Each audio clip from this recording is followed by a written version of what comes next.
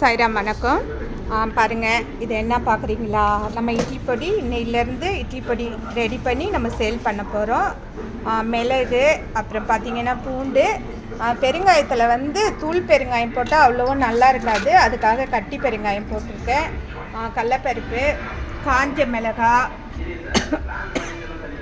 அதுக்கப்புறம் உளுந்து பாருங்கள். இதெல்லாமே எங்கள் பாப்பா தான் ரெடி பண்ண போகிறா. யார் இதெல்லாம் ரெடி பண்ண போகிறா?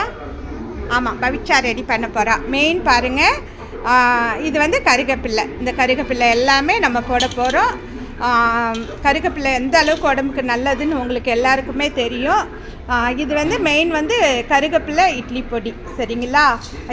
இது மட்டும்தான் நம்ம செய்ய போகிறோம். வேறு ஒன்றுமே இதில் நம்ம கலக்க போகிறதில்ல.